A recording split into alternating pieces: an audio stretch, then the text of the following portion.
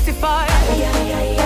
We celebrate for all you've done. Lord, we give you all the praise. Oh, we testify. We celebrate.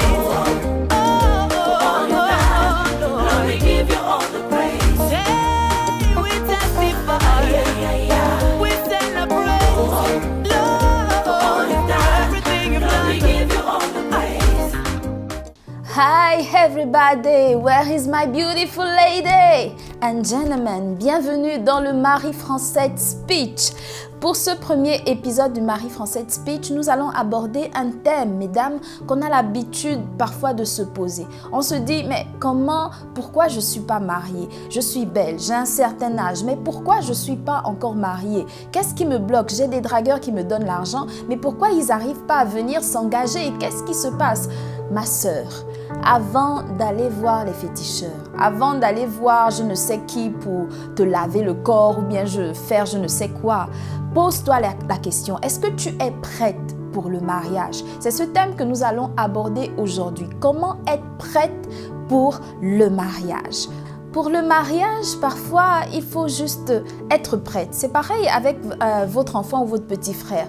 S'il n'a pas un certain âge pour avoir le téléphone, vous n'allez pas lui donner le téléphone parce qu'il ne sait pas encore lire, parce qu'il ne sait pas encore écrire. Donc, en fait, vous allez lui donner des jouets qui sont propres à son âge et à sa capacité. Pour être prête pour le mariage, qu'est-ce qu'il faut? Ce n'est pas que la beauté.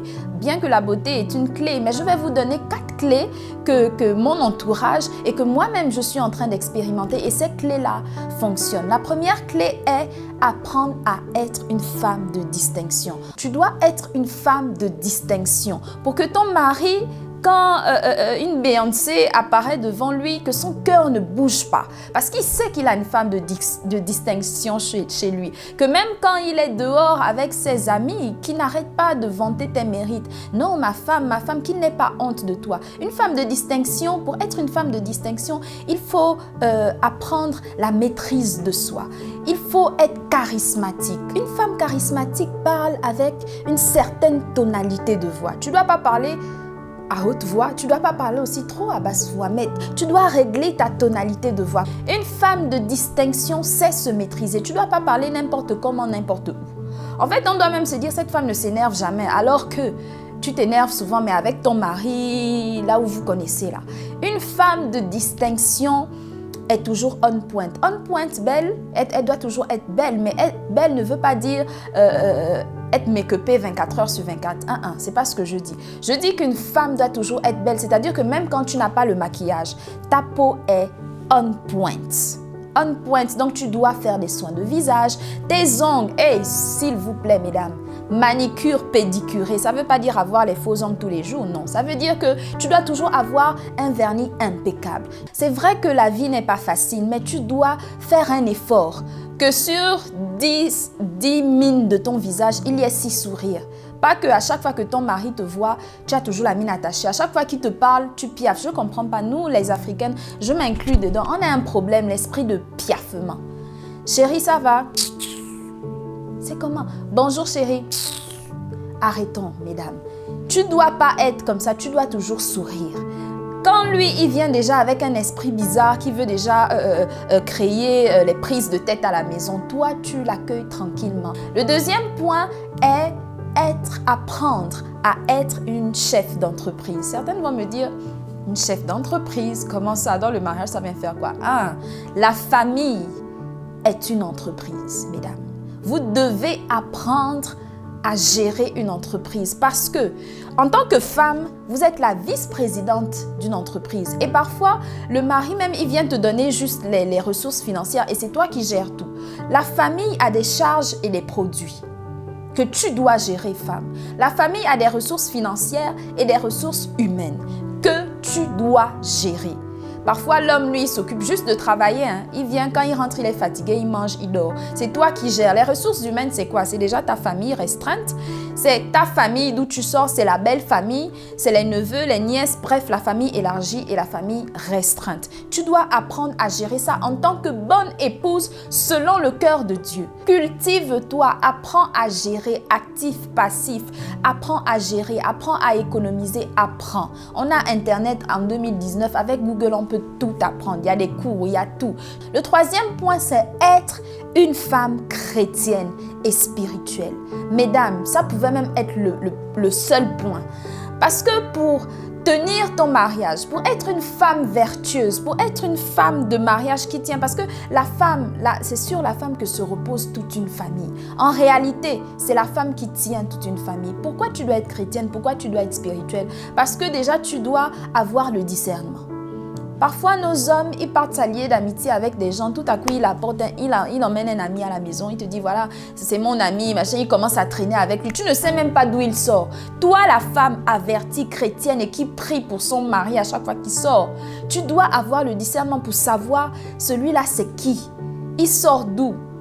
Et ça se fait dans la soumission. Une femme déjà est une femme soumise parce qu'une femme chrétienne est soumise, même si tu es président de la République. Et que ton mari n'est qu'un simple directeur ou un simple je ne sais pas quoi et que toi tu es présidente de la République, tu dois être soumise. La Bible a dit à la femme d'être soumise et au mari d'aimer sa femme.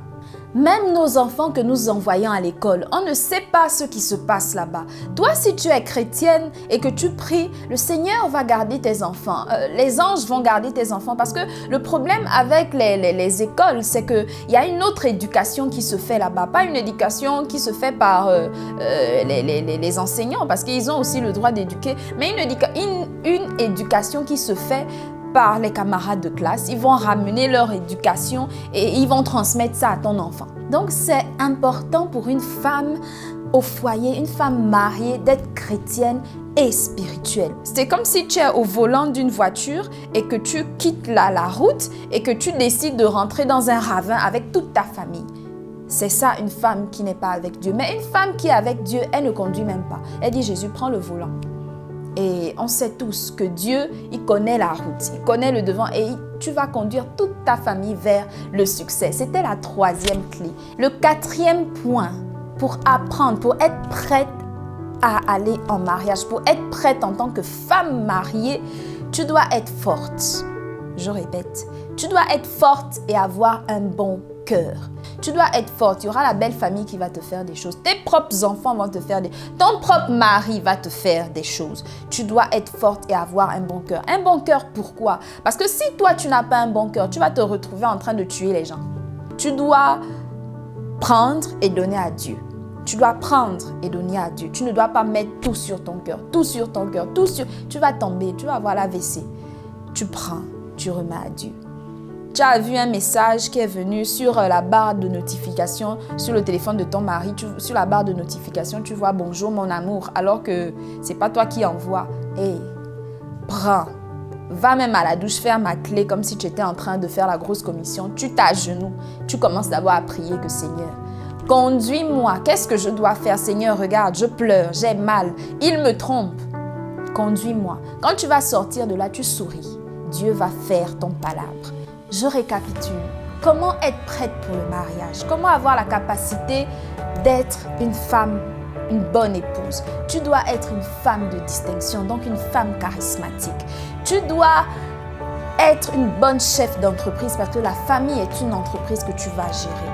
Tu dois être chrétienne et spirituelle pour avoir le discernement sur tout ce qui va se faire dans ta famille. Tu dois être forte et avoir un bon cœur pour que tous les tempêtes qui vont tomber sur toi, que tu remettes à Dieu et que tu tiennes debout. Rappelez-vous que le temps favorable, quand on parle de temps favorable de Dieu, c'est pas que quand Dieu a dit le 2 janvier, si le 2 janvier arrive, qu'il voit que tu n'es pas prête, le mariage ne va pas arriver, il va repousser la date. Donc, sois prête. Et quand le temps de Dieu va arriver, ton mariage va arriver. C'était le Marie Française Speech. N'oubliez pas de vous abonner sur la chaîne YouTube. Vous cliquez juste en bas et vous cliquez sur la petite cloche à côté pour être notifié à chaque fois que nous postons une nouvelle vidéo. J'ai été ravie de vous entretenir là-dessus.